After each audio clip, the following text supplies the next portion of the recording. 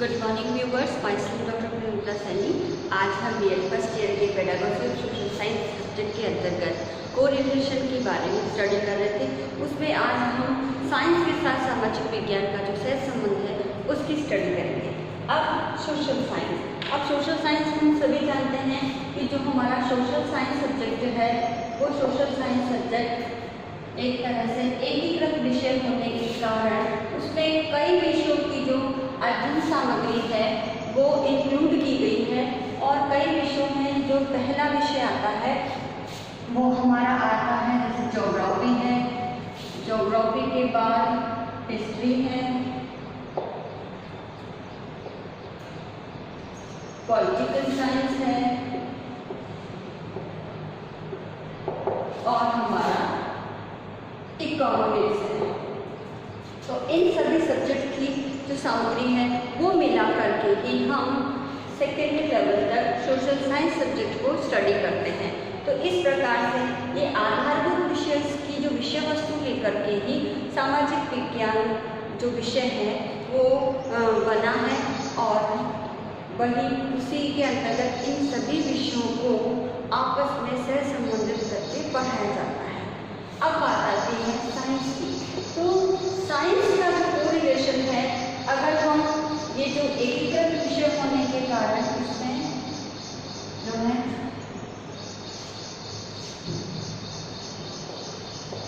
एकीकृत विषय, तो एकीकृत विषय के अंदर जो है इन सभी की जो सामग्री है विषय वस्तु वो शामिल की जाती है। और इसमें सबसे पहले हम ज्योग्राफी की जब बात करते हैं तो हमारा आता है भौतिक भूगोल। तो भौतिक भूगोल जो है हमारी ज्योग्राफी की ही एक शाखा है और इस भौतिक भूगोल के अंतर्गत जो है इसके जो सिद्धांत है, नियम आदि है, इनको वैज्ञानिक आधार जो है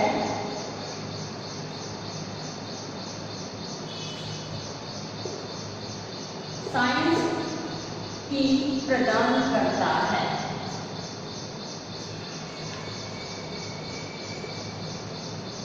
तो इस प्रकार से विज्ञान जो है अपने विज्ञान होने के लक्षण या विशेषताएं जो वैज्ञानिकता के दृष्टिकोण के संदर्भ में मूल्यांकन की जाती है उसी वैज्ञानिक आधार के ही द्वारा भौतिक भूगोल जो है साइंस से सहसंबंधित है। और ये भौतिक भूगोल ज्योग्राफी की ही एक शाखा है और ज्योग्राफी विषय को हम सोशल साइंस के अंतर्गत ही पढ़ते हैं। अब इसमें आता है कुछ एग्जाम्पल है, जैसे जलवायु को मापने के लिए, जलवायु के लिए बैरोमीटर, जो यंत्र है जो जलवायु को मापन करता है। इसी के साथ हमारा थर्मामीटर है, सूक्ष्मदर्शी यंत्र है जिसे हम तारे या ग्रह नक्षत्र है उसको देखते हैं, दूरबीन जिसे कहते हैं, सूक्ष्मदर्शी यंत्र, दूरबीन,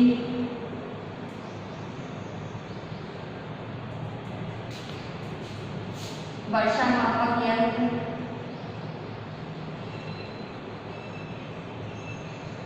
आदि ये सभी भी जो है वो साइंस की ही देन है। और साइंस के आविष्कारों के कारण ही ज्योग्राफी में इन सभी का यूज होता है और इसके साथ ही विज्ञान के द्वारा ही हम हवा का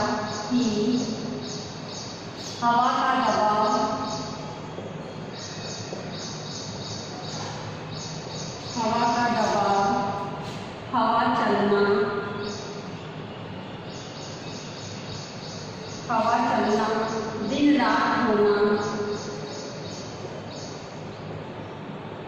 दिन रात होना, आर्द्रता, आदि की जो है हम साइंस के ही द्वारा इन सबकी जानकारी हमें प्राप्त होती है, जो ज्योग्राफी की ही विषय वस्तु है। इसके साथ ही ज्योग्राफी में जो है जितने भी जैसे सूर्य ग्रहण है, सूर्य ग्रहण, चंद्र ग्रहण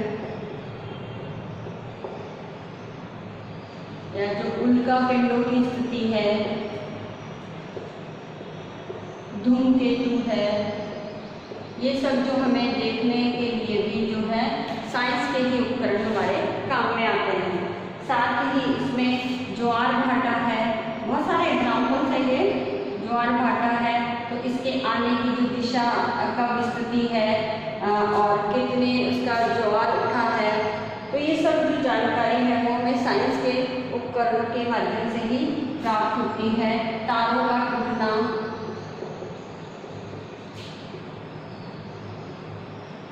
तारों का टूटना, ये सब वैज्ञानिक आधार पर ही हम समझ सकते हैं,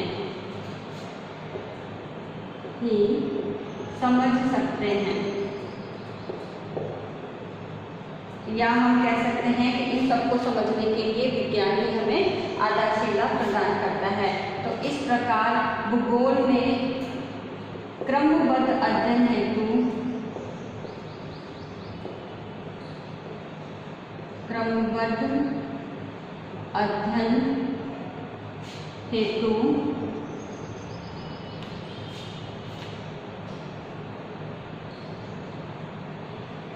विज्ञान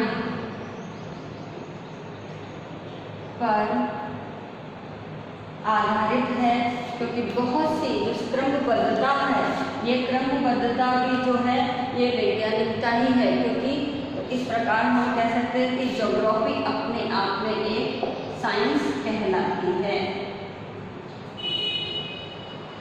क्रमबद्धता के कारण।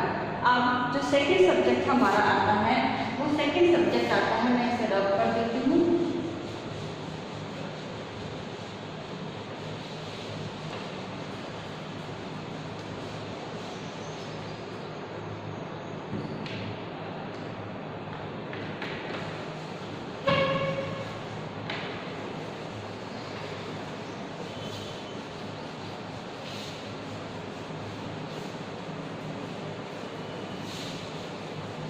अब सेकंड सब्जेक्ट के अंतर्गत आता है हमारा इतिहास।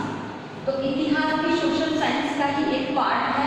तो इतिहास के अंतर्गत हम वैज्ञानिकता के संदर्भ में या इतिहास को हम साइंस से जब कोरिलेट करते हैं, तो साइंस से जब कोरिलेशन इसका स्थापित करते हैं, तो इसके अंतर्गत जो है महान वैज्ञानिकों का जीवन आता है।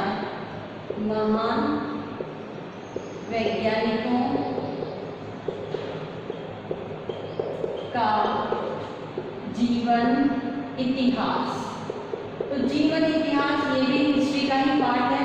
इसमें विभिन्न प्रकार के आविष्कार इतिहास के अंतर्गत ही हुए हैं, जो वैज्ञानिकों द्वारा किए गए हैं।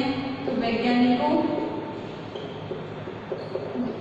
द्वारा किए गए आविष्कार, ये भी सब इतिहास की ही देन है। यानी साइंस के ही क्षेत्र में प्राचीन समय से ही, यानी 200-300 साल पूर्व से ही साइंस के जो आविष्कार होना शुरू हुए हैं। तो वैज्ञानिकों के द्वारा किए गए आविष्कार, जिसमें आविष्कार में हम एटम बम की बात करते हैं। तो एटम बम का जो एग्जाम्पल है हिरोशिमा और नागासाकी पर सर्वप्रथम जो एटॉमिक बम का प्रयोग किया गया। तो ये सारी जो घटनाएं हैं, ये घटनाओं का बेसिस तो साइंस ही रहा, क्योंकि साइंस के आधार पर ही ये सारे आविष्कार हुए और ये जो घटनाएं थी ये भी अतीत का हिस्सा बन गई। तो इस प्रकार विभिन्न खोजें जो हैं ये भी हमारे ऐतिहासिक प्रमाण ही हैं, जो साइंस के ही क्षेत्र के अंतर्गत आते हैं। इसी प्रकार से एटम बम का जो आविष्कार हुआ, साथ में हमारे विश्व युद्ध। अब इस विश्व युद्धों के अंदर जो हमने जो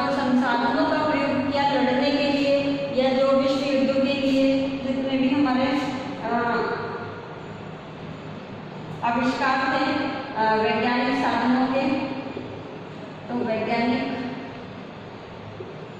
साधनों के आधार पर ही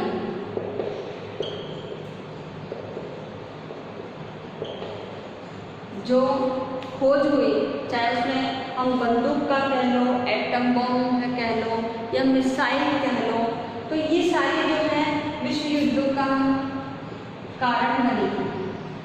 तो ये कारण बनी, तो इसमें वैज्ञानिक साधनों के आधार पर ही विश्व युद्ध हुए। साथ ही अगर हम बात करते हैं तो ऐतिहासिक समय में या प्राचीन समय में जो हमारी विश्वव्यापी बीमारियां हुई, तो इन बीमारियों पर जो नियंत्रण है किस प्रकार से स्थापित किया गया है, इसे किस प्रकार से रोका गया, तो इस संबंधी जानकारी भी हमें इतिहास के द्वारा ही मिलती है।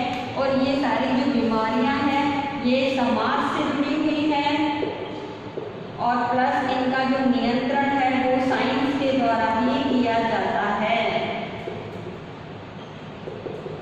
और आज का अगर मैं एग्जाम्पल दूँ तो हमारी कोरोना महामारी जो चल रही है, इस कोरोना महामारी जिसने समाज के सभी एरिया को प्रभावित किया है, इसका जो वैक्सीन है वो भी साइंस की ही देन है। तो इस प्रकार से जितनी भी बीमारियां हमारे अभी वर्तमान में चल रही है या प्राचीन में हुई है, उन सभी बीमारियों पर नियंत्रण जो है उसमें साइंस ने ही अपना योगदान दिया है।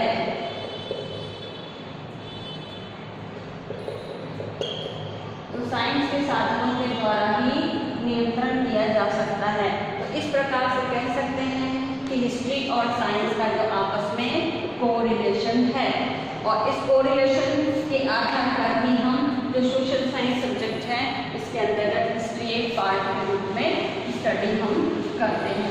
अब इसके बाद जो सेकंड विषय हमारा आता है वो सेकंड विषय आता है, थर्ड है पॉलिटिकल साइंस। अब पॉलिटिकल साइंस और साइंस का जो कोरिलेशन है वो कैसे होगा, क्योंकि हम इंटीग्रेटेड विषय को पढ़ रहे हैं और इस इंटीग्रेटेड विषय के आधार पर अगर हम साइंस की बात करें तो साइंस के आधार पर किसी भी चीज को वैज्ञानिकता या वैज्ञानिक दृष्टिकोण प्रदान करने का कार्य साइंस का है। अब हम पॉलिटिकल साइंस की जब बात करते हैं तो हमारी जो भी राजनीतिक स्तर पर नीतियां बनती हैं या कभी कभी कानून भी हम इसे कह सकते हैं, लॉज, कानून भी बनते हैं, संधियां भी होती हैं या मैत्री रूपी जो समझौते हैं, मैत्री समझौते, इन सभी को जो है साइंस भी बेस प्रदान करता है, यानी आधार प्रदान करता है। अब इसका हम एग्जाम्पल ले सकते हैं कि आज इस कोरोना महामारी के अंतर्गत जब सभी विश्व के राष्ट्र इससे जूझ रहे हैं, तो आज मैत्री और एक तरह से एक फॉर्म और हम आज के समय को ध्यान में रख के कह सकते हैं सहायता, जो भारत अपने जितने भी पड़ोसी देश हैं इनकी सहायता, वैक्सीन है, टैबलेट है और इसके साथ ही मेडिसिन हम कह सकते हैं, मास्क है, इन सबको पहुंचा करके भारत द्वारा जो की जा रही है इस कोरोना महामारी के अंतर्गत कोविड-19 में, ठीक है। तो ये हमारा भारत ही कर रहा है और इसी के द्वारा पूरे विश्व स्तर के सभी देशों के साथ मैत्री की राह खुल जाती है। तो ये जो साइंस की इन चीज़ों को क्या करता है, बेस प्रदान करता है, जो कि बेसिकली पॉलिटिकल इश्यूज होते हैं। साथ ही हम इसमें एक और के विदेश स्तर पर जो आज इस समझौते हो रहे हैं, इसमें विदेश नीति भी इम्पॉर्टेंट रोल प्ले करती है। इस विदेश नीति के कारण भी समझौते होते हैं और इस विदेश नीति में काफ़ी हद तक साइंस की या साइंस पर ही निर्भर करता है।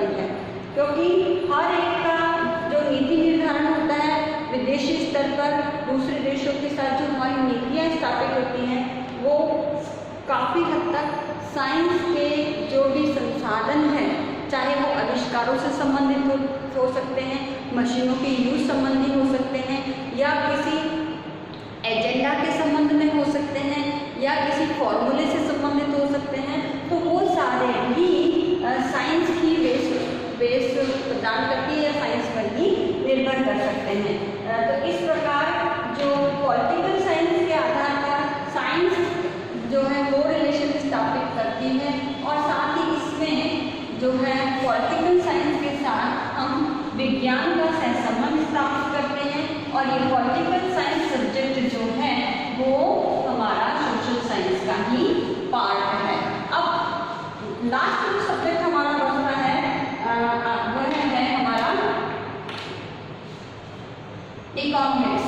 अब इकोनॉमिक्स सीधा सा जुड़ता है हमारे आर्थिक तथ्यों के विश्लेषण से। This is the pol science and this is history.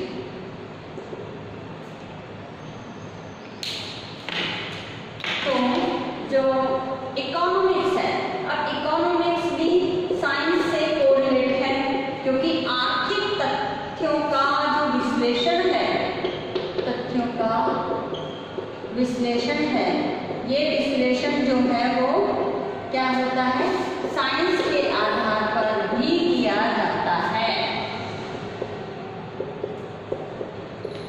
तो साइंस के आधार पर इनका विश्लेषण जब किया जाता है तो काफी हद तक इकोनॉमिक्स साइंस से कोरिलेट हो जाता है, और इकोनॉमिक्स जो है हमारे सोशल साइंस का एकीकृत विषय है। साथ ही इसमें हम कह सकते हैं कि हमारे देश का जो आर्थिक विकास है, ये आर्थिक विकास भी वैज्ञानिक विकास पर निर्भर है।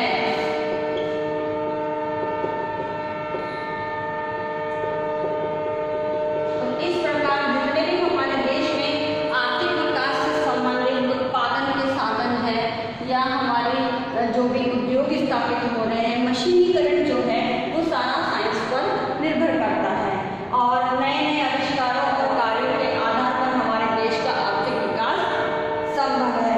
और हमें जो भी आर्थिक कठिनाइयां हैं, उन आर्थिक कठिनाइयों का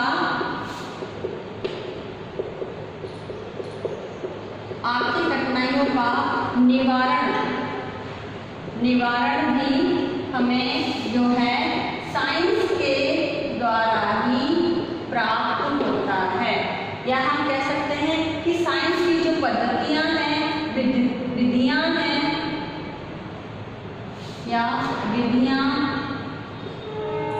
या हम कह सकते हैं नवाचार जो साइंस के अंतर्गत होते हैं, ये सारे क्या करते हैं, हमारे इन आर्थिक कठिनाइयों के निवारण में सहायता करते हैं। तो इस प्रकार हम कह सकते हैं कि जो इकोनॉमिक्स है वो भी काफ़ी हद तक साइंस से कोरिलेटेड है, और इकोनॉमिक्स जो सब्जेक्ट है वो हमारे सोशल साइंस की सब्जेक्ट है, या सोशल साइंस का ही पार्ट है। और सोशल साइंस के अंतर्गत इन सभी विषयों की सामग्री को एकीकृत करके विभिन्न इकाइयों में वर्गीकृत करके स्टडी माध्यमिक स्तर पर कराई जाती है। तो इस प्रकार हम कह सकते हैं कि सोशल साइंस और साइंस का आपस में कोरिलेशन होता है, और इन दोनों के घनिष्ठ कोरिलेशन से ही जो हमारे देश का सामाजिक विकास, आर्थिक विकास, राजनीतिक विकास आधारित होता है। नाम आज का जो असाइनमेंट है वो इस प्रकार से है। इसमें एक क्वेश्चन दिया जाता है कि सामाजिक विज्ञान का विज्ञान से सहसंबंध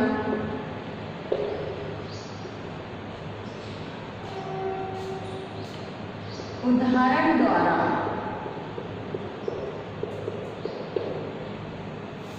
स्पष्ट कीजिए। तो इस प्रकार से आपको इस क्वेश्चन का आंसर लिखना है। साथ ही इस महामारी के दौर में आप अपने घर में रहिए, सुरक्षित रहिए, जहाँ तक हो सके फेस पे मास्क लगा के रखिए, लोगों से सोशल डिस्टेंसिंग का पालन कीजिए और राज्य सरकार के द्वारा समय समय पर जारी गाइडलाइन का पालन कीजिए। आई होप ये वीडियो आपके लिए यूजफुल होगा। So thank you.